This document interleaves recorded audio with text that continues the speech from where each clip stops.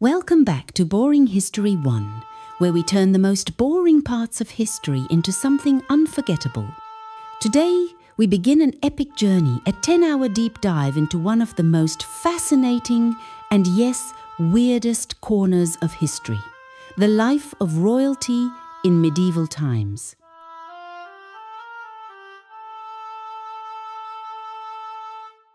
This is more than just castles, crowns, and knights. This is the story of people, kings, queens, and nobles who lived lives of power, privilege, and sometimes pure absurdity. So grab your pillow, lean back, and let's step into a world where people wore shoes so long they couldn't walk, where kings ate rotting meat to impress their guests, and where queens gave birth in front of an audience. Before we dive into the weirdness, let's set the stage. We're talking about medieval Europe, roughly from the 5th century to the late 15th century. This was a time after the fall of the Roman Empire, when Europe was made up of many small kingdoms, each ruled by a monarch. These kings and queens weren't just rulers, they were seen as God's representatives on earth. Their word was law.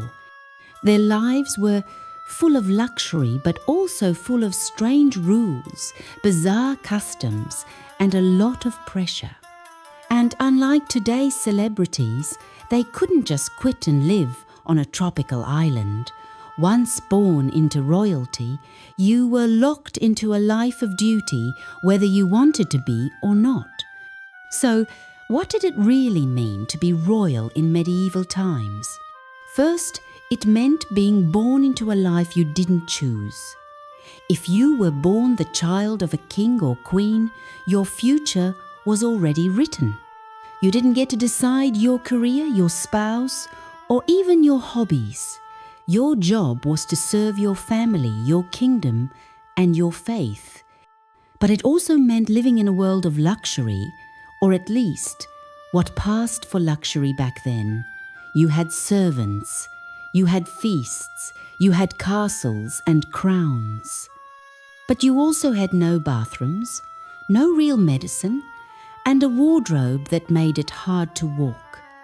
And if you were a woman, your entire life was often controlled by men, your father, your husband, and sometimes even your own children. Being royal was a privilege, but it was also a trap.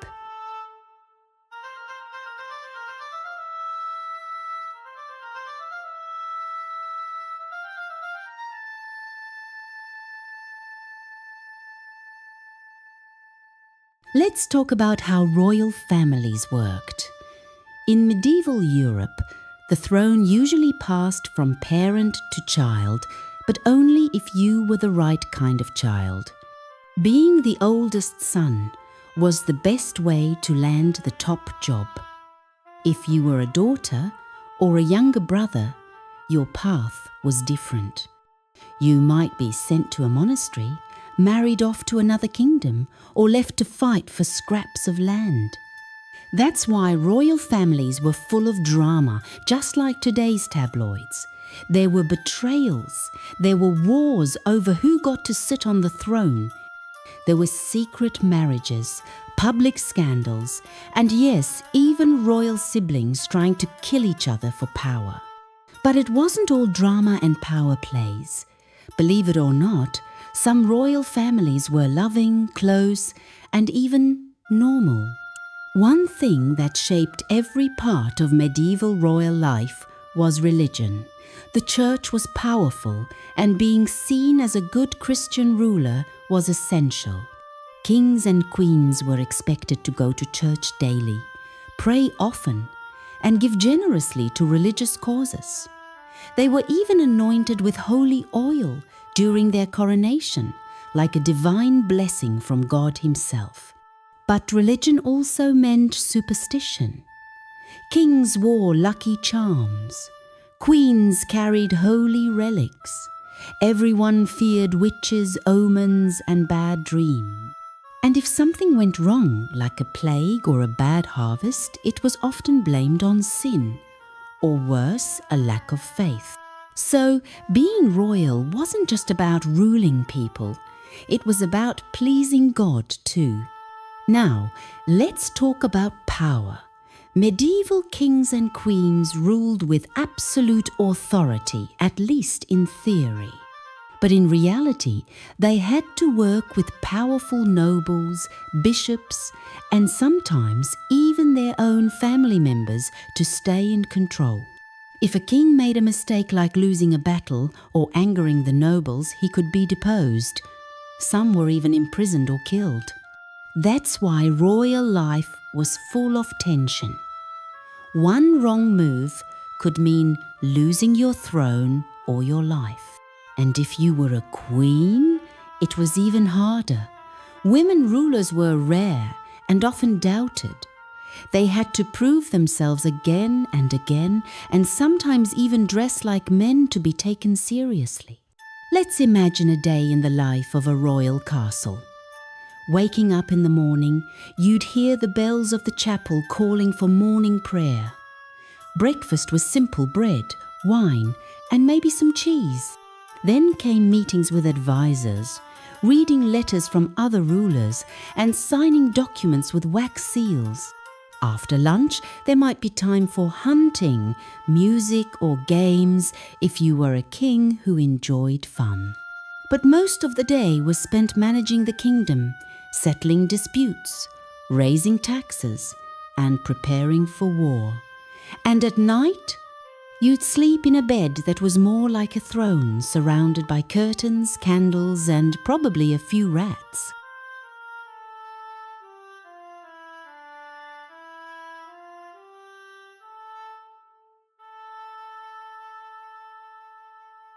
Take Eleanor of Aquitaine, one of the most powerful women of the Middle Ages. She was Queen of France, then Queen of England, and even led armies.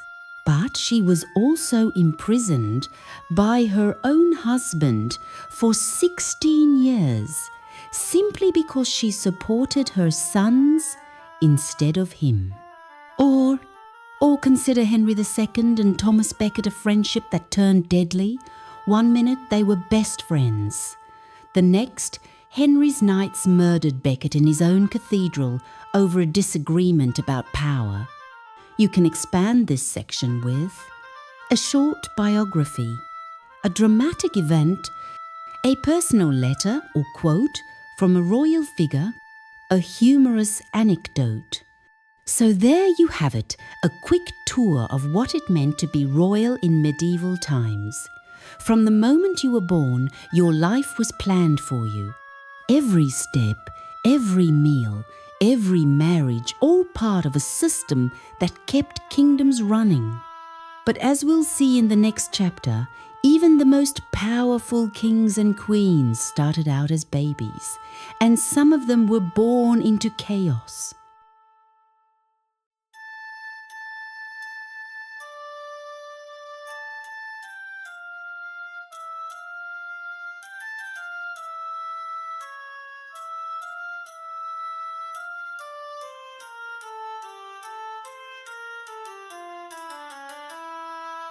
Imagine being born not into a family, but into a political strategy. That's exactly what happened to most royal babies. From the moment a queen went into labor, everything was planned: who would attend the birth, where it would happen, and even what time it should ideally take place. And if you were a girl, well, let's just say everyone hoped for a boy next time. Royal births weren't private affairs. No queens gave birth in front of nobles, midwives, and sometimes even random courtiers who wanted to witness history. There were prayers, blessings, superstitions, and yes, frogs. Some believed hanging a frog above the mother's head would ease labor. Frog delivery, anyone? Once the baby was born, the real ceremony began. Naming.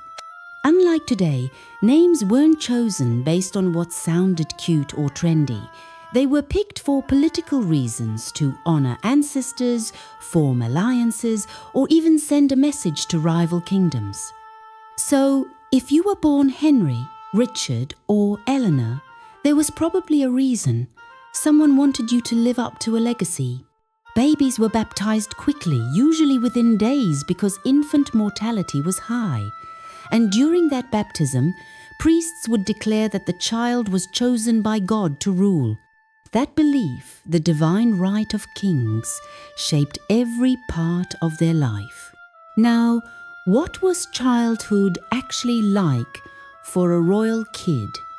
Spoiler, it wasn't all toys and games.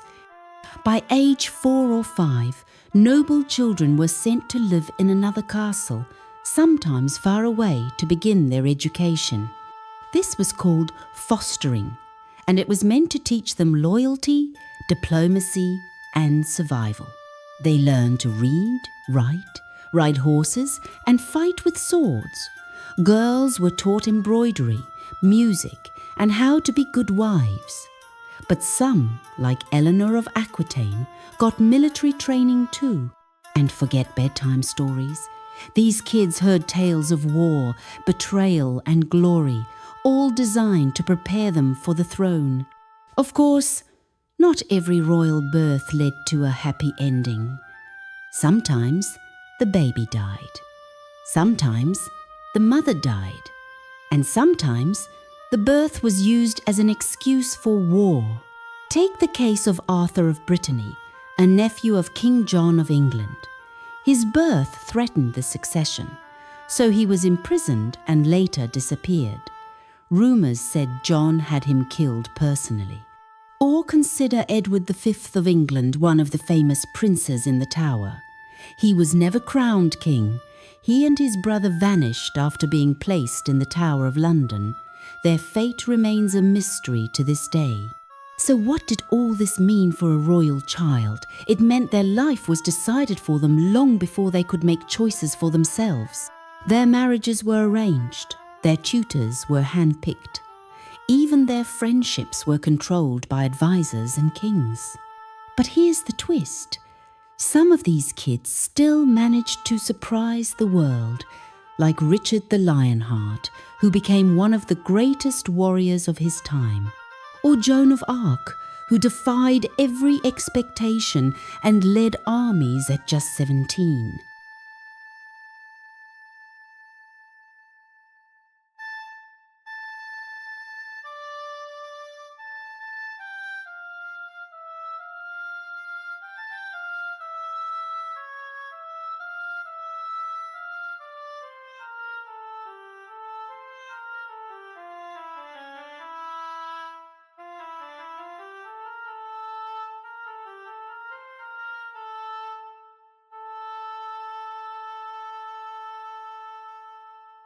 Let's start with one of the most ridiculous fashion trends in history.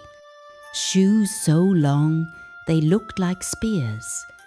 These were called poulaines, pointy-toed shoes worn by both men and women in the 14th and 15th centuries. Some were so long that people had to tie the tips to their knees just to walk. Imagine trying to go anywhere in those. Medieval nobles didn't exactly have Uber. They had to walk through castles, climb stairs, and attend banquets, all while dragging swords attached to their feet. And if that wasn't bad enough, some shoes were so fashionable that laws were passed banning them because they were causing public chaos. People tripped over their own feet. They got stuck in doorways. It was a disaster. Now let's talk about women's fashion specifically. Corsets. Yes, even in medieval times, women were expected to squeeze themselves into uncomfortable clothing just to look beautiful. Corsets were made of stiff fabric or whalebone, laced up tightly to create an impossibly narrow waist. The result? Difficulty breathing, fainting spells, and internal organ displacement. But hey, it looked good in portraits. And if that wasn't enough, Noble women also wore headdresses so large and elaborate that they couldn't even fit through normal doorways. Some even had veils that dragged behind them like wedding trains. Royals loved them. But unlike today's synthetic wigs, medieval wigs were often made from real human hair, sometimes taken from dead bodies. Yes, grave robbers would sell hair to wig makers, who would then craft luxurious headpieces for kings and queens. Men weren't spared either. Kings like Louis XIV of France famously wore massive powdered wigs that looked like clouds on top of their heads. These wigs were hot, itchy, and attracted bugs, but they showed status. And don't forget facial hair. Beards were in and out of style depending on the decade. One year, a king might be trendy with a chin strap. The next, clean-shaven and ready for war.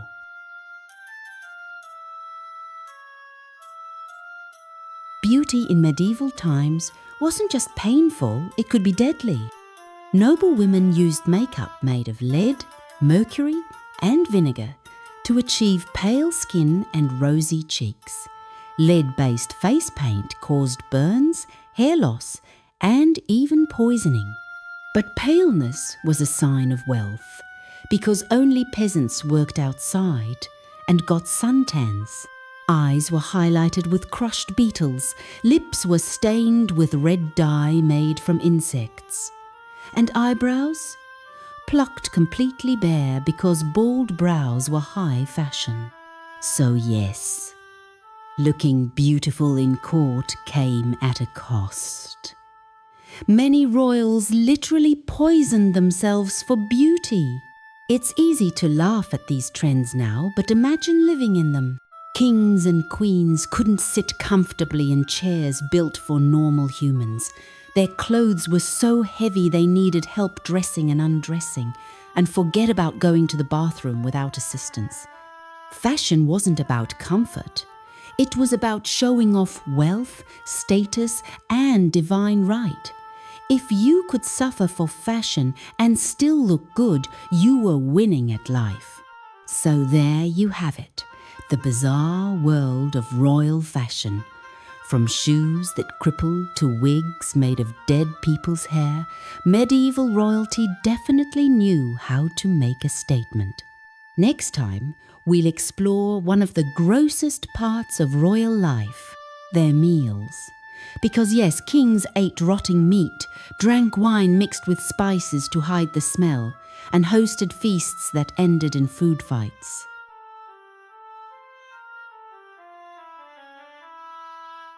Let's start with the basics. What did kings and queens actually eat? If you're imagining elegant plates of fresh vegetables and perfectly grilled meats, think again. Medieval refrigeration didn't exist. There was no fridge, no freezer, and definitely no Tupperware. So meat spoiled quickly, especially in summer. To make it edible, or at least smell better, chefs dumped spices on everything. Cloves, cinnamon, pepper, and ginger were thrown in by the handful. The result? Food that smelled more like perfume than dinner. And if that wasn't weird enough, some dishes included ingredients like peacocks, served with their feathers still on, or pigs' heads dressed up like monsters. Yes, literally serving a monster for dinner. Now let's talk about royal banquets, because medieval nobles knew how to throw a party. Feasts could last for hours, sometimes days, and they weren't just about food, they were performances. Imagine watching a pie get sliced open and then having live birds fly out. That was real. It was called a disguised dish, where food was designed to shock, not just feed.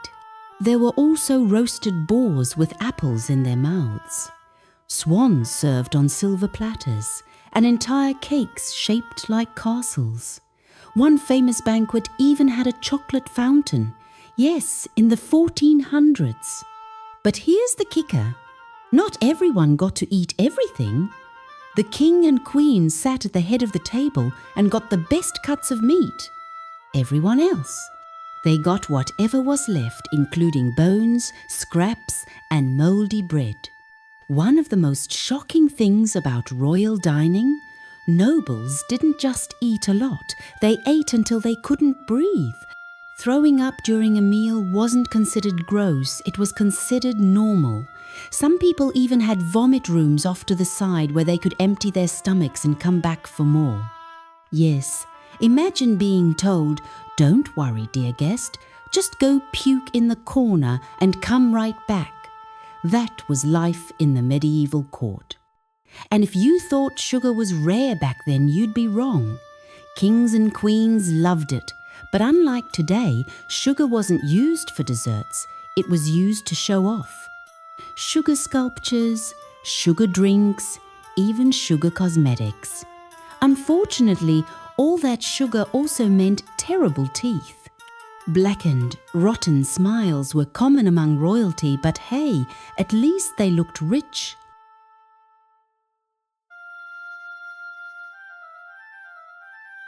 Now, let's talk about how food was served, because etiquette was weird. Nobles didn't have individual plates. Instead, food was placed on large wooden trenchers, basically giant slices of stale bread that soaked up the juices. By the end of the meal, the bread itself was dripping with sauce, wine, and sometimes blood. And if you were lucky, you might get a napkin, though it was usually shared among multiple guests. Forks didn't exist yet, so people used their hands or knives to tear off pieces of meat. And don't forget the entertainment. Minstrels played music, jesters made jokes, and sometimes there were even fire eaters or sword fights between courses. Because why just eat when you can watch a duel too? Of course, not everyone ate like royalty. For peasants, meals were simple bread, onions, and ale. Meat was rare, and sugar was unheard of. But while nobles indulged in excess, they also suffered the consequences. Obesity, tooth decay, and digestive issues were common among the wealthy. So next time you complain about leftovers or boring food, remember, at least you're not eating moldy meat covered in pepper, hoping it doesn't kill you. So there you have it, the wild world of royal meals in medieval times. From rotten meat and spice overload to vomiting rooms and bird-filled pies, food wasn't just fuel, it was a status symbol. Next time, we'll dive into one of the grossest parts of royal life. Hygiene, or rather, the total lack of it.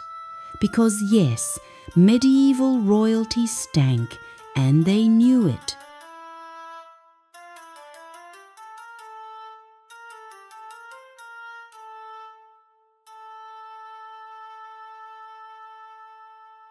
Let's start with the obvious question. Did medieval royalty bathe? Surprisingly, sometimes, but not often. Bathing wasn't seen as necessary, and in some cases, it was even considered dangerous. Doctors believed that hot water opened the pores and let diseases enter the body. So instead of washing, people just avoided getting dirty. Spoiler, it didn't work. Without regular baths, sweat, dirt, and oil built up on the skin. Nobles wore heavy clothes made of wool and fur, which trapped smells and bugs. And since laundry wasn't exactly advanced, their clothes were rarely clean either. So, if they couldn't bathe, how did they try to stay fresh? Perfume, tons of it. Royals doused themselves in scented oils, carried sweet-smelling herbs in pouches, and burned incense in their chambers. One famous king, Henry VIII, reportedly had his entire palace washed down with rose water before guests arrived. They also used linen underclothes, not to stay clean, but to absorb sweat and grime. These were changed more often than outer clothes, but still, imagine wearing the same shirt for weeks, just with a fresh layer underneath. And here's a fun fact. Nobles often wiped their faces with bread. Yes, slices of stale bread were used like napkins to soak up oil and sweat. At least it was edible if things got desperate. Now, let's talk about the most awkward part of medieval life. Going to the bathroom. Royalty didn't have modern toilets or even indoor plumbing. Instead, they used chamber pots, basically metal buckets hidden under fancy seats. But here's the kicker. You had to announce when you needed to use it.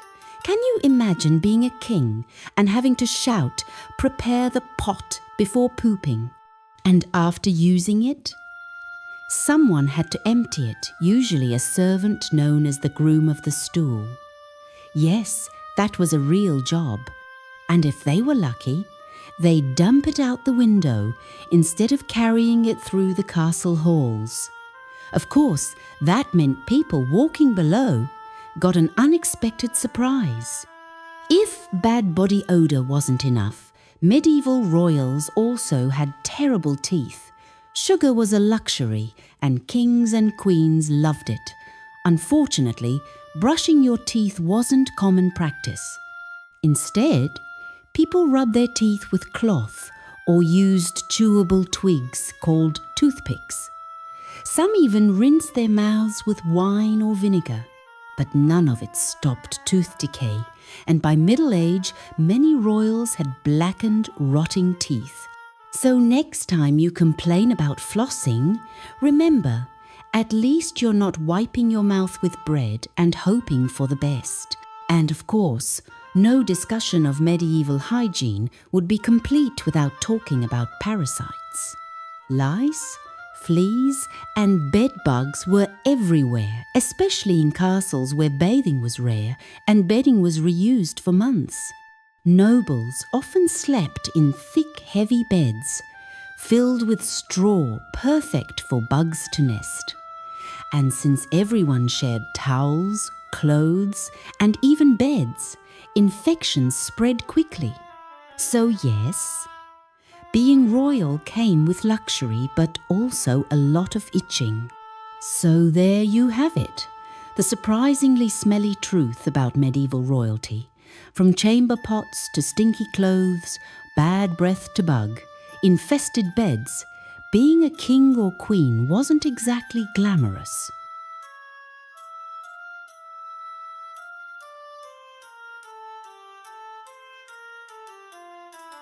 Let's start with the basics.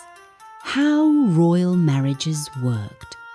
If you were born into nobility, your future spouse was usually chosen long before you hit puberty, sometimes even before you were born.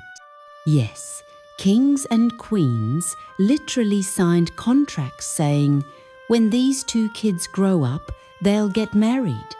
And there was no backing out. These marriages were political deals.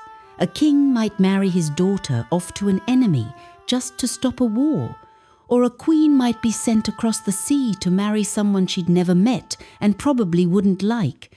Imagine being 8 years old and told, "Great news, you're getting married in 10 years." Sounds ridiculous. That was normal for royalty. So what happened when these young royals finally got married? Well, it depended on their age and how much power they had. Some girls were married as young as 12 or 13. Boys were often older but still teenagers. And many marriages weren't even consummated until years later because, again, it was all about forming alliances, not love. Weddings were massive events.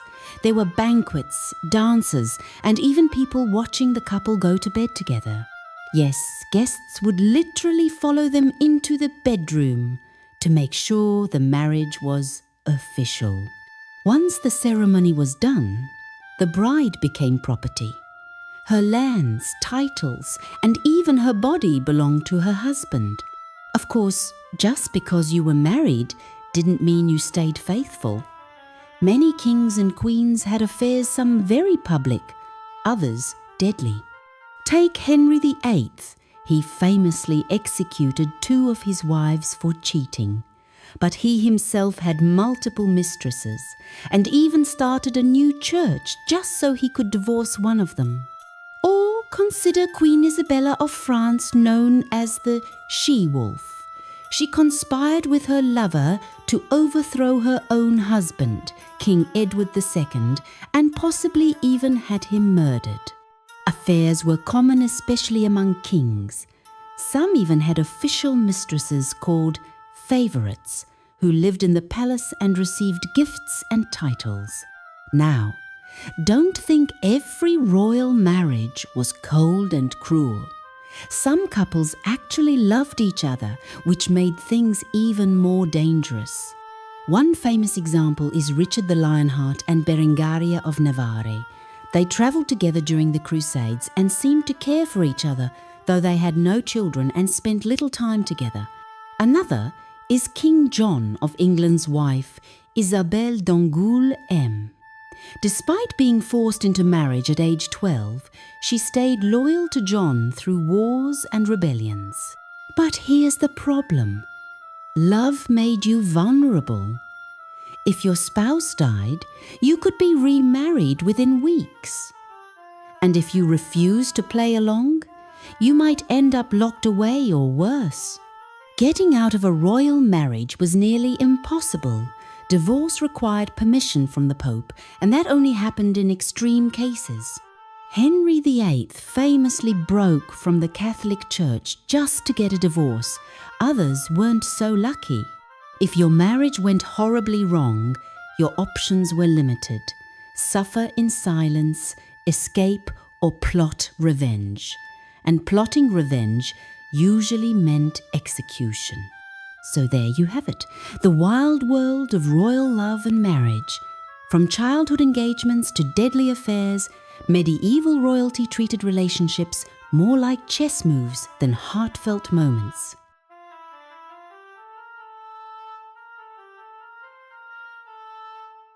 Let's start with the basics. Being a king wasn't just about sitting on a throne and signing documents.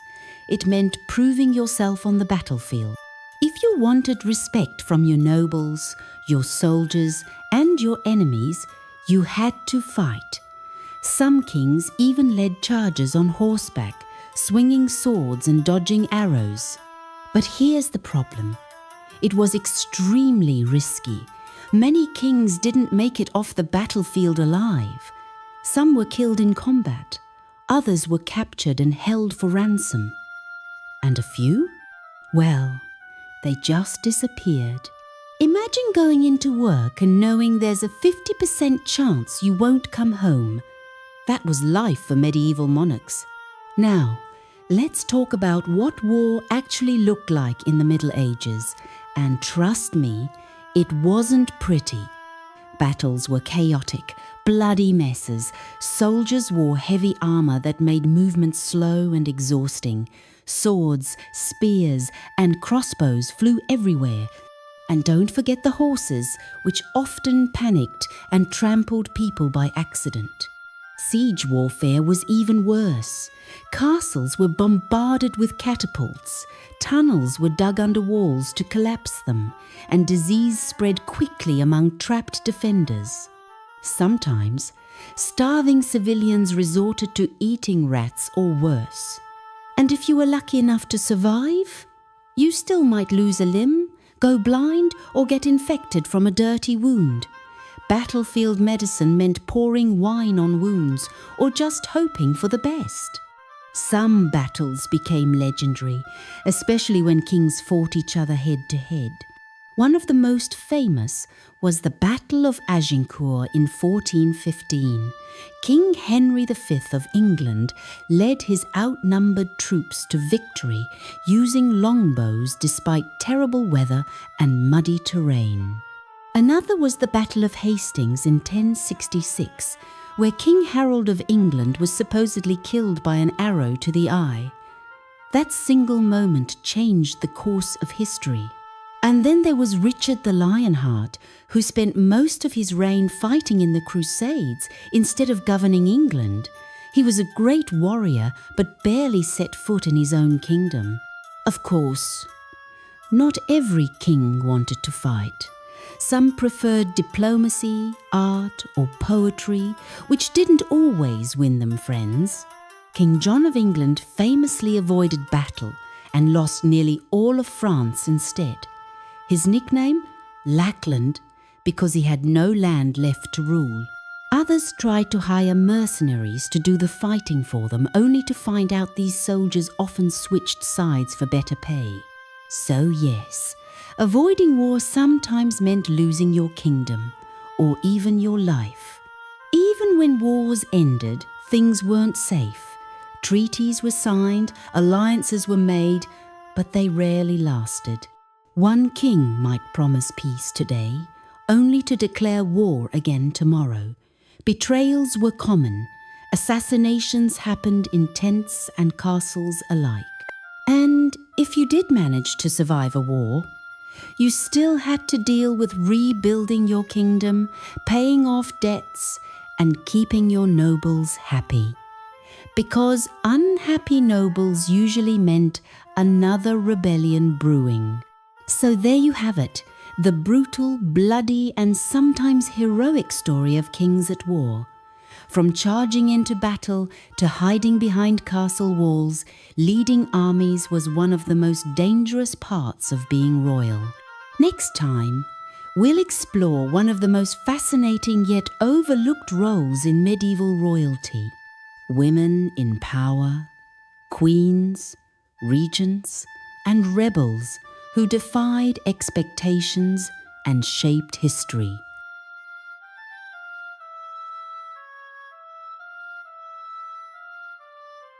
Let's start with the basics. Not all royal women had the same role.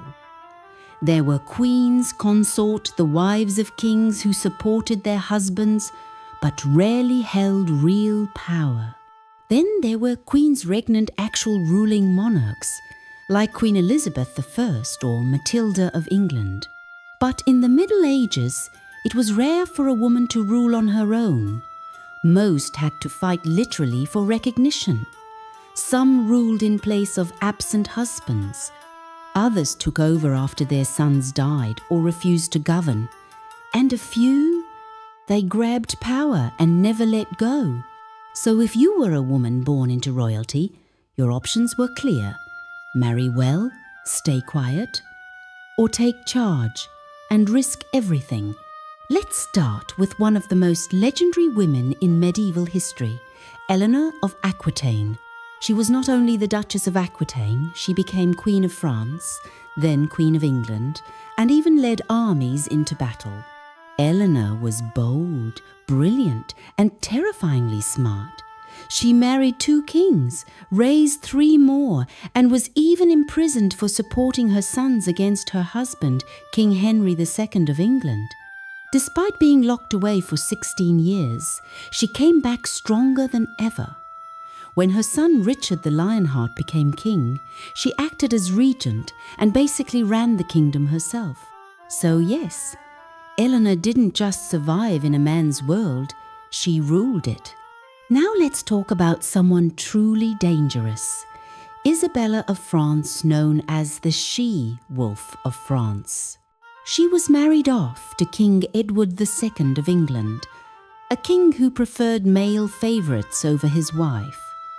Not exactly a happy marriage. So what did Isabella do? She staged a political coup. She allied with her lover, Roger Mortimer, invaded England, deposed her husband, and possibly had him murdered. Then she ruled as regent for her young son, Edward III. Of course, once her son grew up, he turned on her too, but still. That's not just drama, that's straight up medieval boss energy. Then there's Joan of Arc, perhaps the most famous teenage warrior in history. She wasn't a queen, but she changed the course of a war and challenged gender roles in ways no one expected. At just 17, Joan claimed God told her to lead French troops during the 100 Years' War. She dressed in armor, led soldiers into battle, and helped crown a king. But here's the problem. Powerful women made people nervous. So instead of being celebrated, Joan was captured, put on trial for wearing pants, and burned at the stake. Yet centuries later, she was made a saint. Talk about a mixed message from history. So why was it so hard for women to hold power in medieval times? Well, for starters, many believed women were physically and emotionally unfit to rule.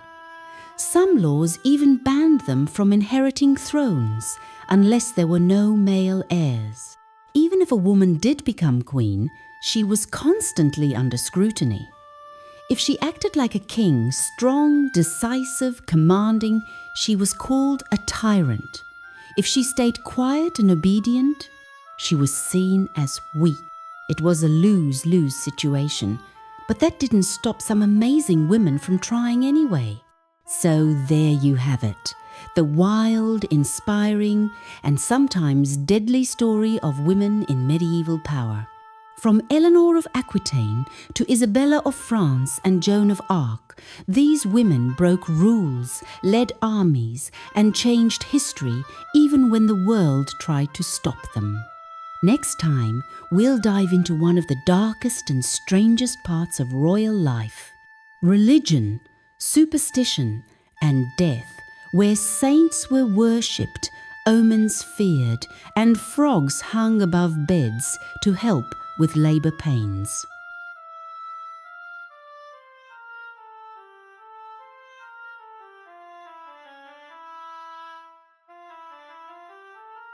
Let's start with the basics. Religion wasn't just part of life in the Middle Ages, it was life. Being seen as a good Christian ruler was essential. Kings and queens went to church daily, gave generously to religious causes, and were even anointed with holy oil during their coronation, like a divine blessing from God Himself. But being religious also meant following strict rules. Eating meat on Fridays? Forbidden. Marrying outside the faith? Complicated. Even your fashion choices had religious meaning. Red symbolized Christ's blood, white stood for purity, and gold? That was basically saying, I'm holy and rich.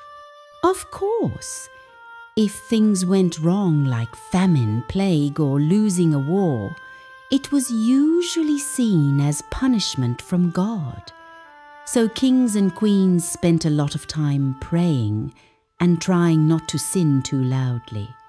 Now let's talk about saints, because they weren't just names in books. They were major players in medieval life. Kings carried pieces of saints' bones, called relics, with them for protection. Some even built giant churches around them. It was like having a holy bodyguard. If you were sick, you didn't just go to a doctor. You visited a shrine and prayed over a saint's toe. If you got better, the saint healed you. If you died, well, maybe you weren't worthy. And don't forget indulgences payments made to the church to reduce time in purgatory. Some kings bought so many indulgences, they probably thought they'd skip purgatory altogether. Faith was serious business, but so was superstition. Nobles watched the skies for omens. A black cat crossing your path, bad luck. A comet flying overhead, definitely a sign from God or the devil. Witch hunts started long before Salem. Accused witches were burned, drowned, or tortured, especially if someone important died unexpectedly. After all, if the king suddenly dropped dead, someone must have poisoned him or cursed him. Even childbirth was full of weird rituals. Some women were told to hang frogs above their beds to help with labor pain.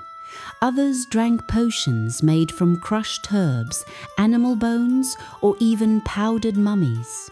Yes, seriously, mummy powder was a real thing. Death was everywhere in medieval times. Disease, war, and poor medicine made sure of that.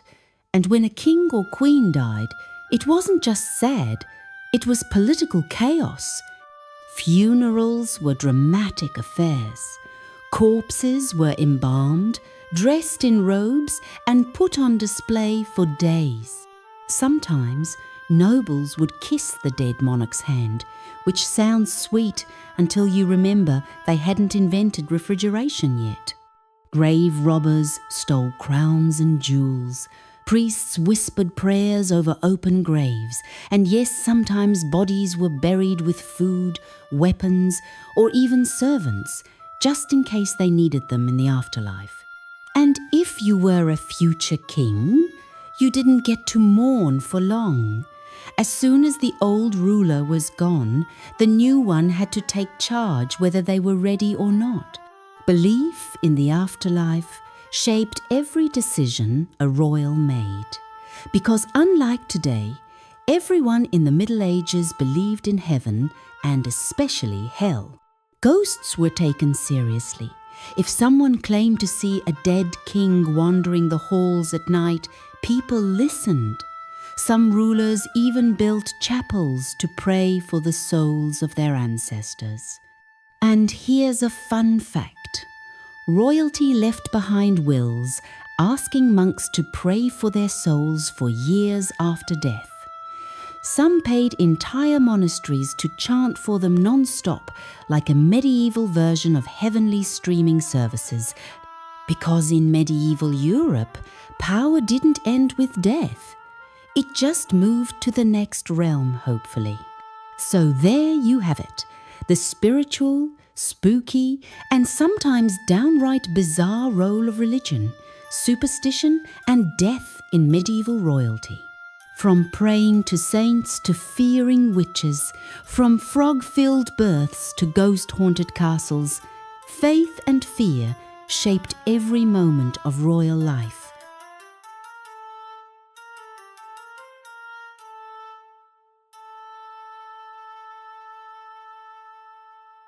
Let's start with the basics. Religion wasn't just part of life in the Middle Ages, it was life. Being seen as a good Christian ruler was essential. Kings and queens went to church daily, gave generously to religious causes, and were even anointed with holy oil during their coronation, like a divine blessing from God Himself. But being religious also meant following strict rules. Eating meat on Fridays? Forbidden. Marrying outside the faith? Complicated. Even your fashion choices had religious meaning. Red symbolized Christ's blood, white stood for purity, and gold? That was basically saying, I'm holy and rich. Of course, if things went wrong like famine, plague, or losing a war, it was usually seen as punishment from God. So kings and queens spent a lot of time praying and trying not to sin too loudly. Now let's talk about saints, because they weren't just names in books. They were major players in medieval life. Kings carried pieces of saints' bones, called relics, with them for protection. Some even built giant churches around them. It was like having a holy bodyguard. If you were sick, you didn't just go to a doctor, you visited a shrine and prayed over a saint's toe. If you got better, the saint healed you. If you died, well, maybe you weren't worthy. And don't forget indulgences payments made to the church to reduce time in purgatory. Some kings bought so many indulgences, they probably thought they'd skip purgatory altogether. Faith was serious business, but so was superstition. Nobles watched the skies for omens. A black cat crossing your path, bad luck. A comet flying overhead, definitely a sign from God or the devil. Witch hunts started long before Salem. Accused witches were burned, drowned, or tortured, especially if someone important died unexpectedly. After all, if the king suddenly dropped dead, someone must have poisoned him or cursed him. Even childbirth was full of weird rituals. Some women were told to hang frogs above their beds to help with labor pain. Others drank potions made from crushed herbs, animal bones, or even powdered mummies. Yes, seriously, mummy powder was a real thing. Death was everywhere in medieval times. Disease, war, and poor medicine made sure of that. And when a king or queen died, it wasn't just sad, it was political chaos. Funerals were dramatic affairs. Corpses were embalmed, dressed in robes, and put on display for days. Sometimes nobles would kiss the dead monarch's hand, which sounds sweet until you remember they hadn't invented refrigeration yet. Grave robbers stole crowns and jewels. Priests whispered prayers over open graves, and yes, sometimes bodies were buried with food, weapons, or even servants, just in case they needed them in the afterlife. And if you were a future king, you didn't get to mourn for long. As soon as the old ruler was gone, the new one had to take charge whether they were ready or not. Belief in the afterlife shaped every decision a royal made. Because unlike today, everyone in the Middle Ages believed in heaven and especially hell. Ghosts were taken seriously. If someone claimed to see a dead king wandering the halls at night, people listened. Some rulers even built chapels to pray for the souls of their ancestors. And here's a fun fact. Royalty left behind wills asking monks to pray for their souls for years after death. Some paid entire monasteries to chant for them non-stop, like a medieval version of heavenly streaming services, because in medieval Europe, power didn't end with death. It just moved to the next realm, hopefully. So there you have it, the spiritual, spooky, and sometimes downright bizarre role of religion, superstition, and death in medieval royalty. From praying to saints to fearing witches, from frog-filled births to ghost-haunted castles, faith and fear shaped every moment of royal life.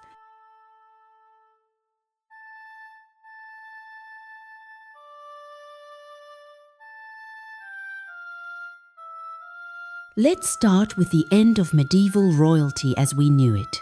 By the late 1400s and early 1500s, things began to change.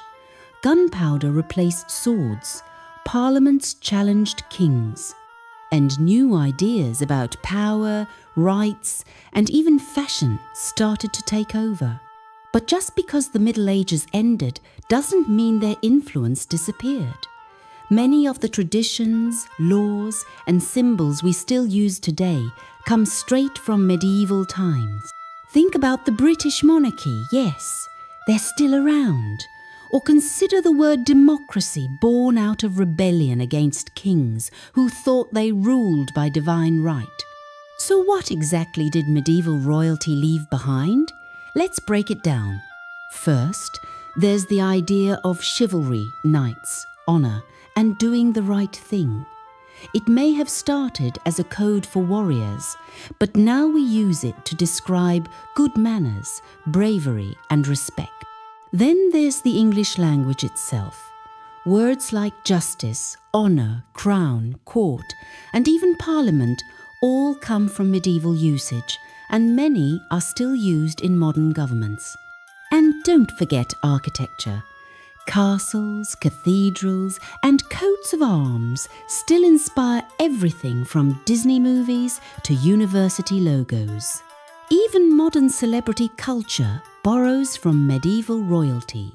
Think red carpets, royal tours, and paparazzi-style attention on noble weddings. Now, let's take a moment to reflect. What can we learn from the lives of medieval kings, queens, and nobles? For one, power is never simple. Whether it's ruling a kingdom or running a company, leadership comes with pressure, responsibility, and consequences. Also, image matters. Medieval royalty understood branding better than most modern influencers. From fashion to propaganda, they knew how to control perception. And perhaps, most importantly, rules aren't always fair. Just because something has always been done a certain way doesn't mean it should keep happening. The medieval world changed, and so can ours. Over these past 10 hours, we've seen medieval royalty at their best leading armies, building nations, and defying expectations. We've also seen them at their worst hoarding power, ignoring suffering and making decisions based on fear rather than reason.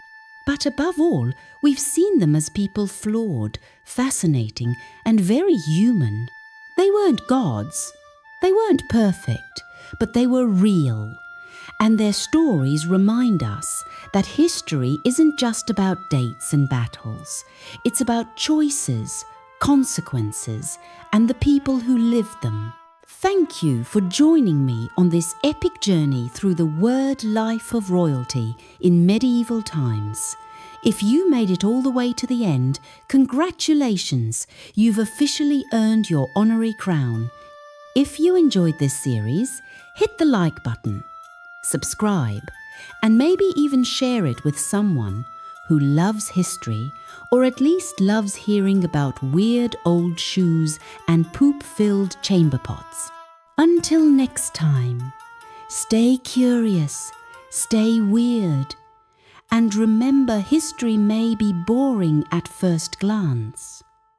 But if you dig deep enough, it's full of surprises. See you in the next castle.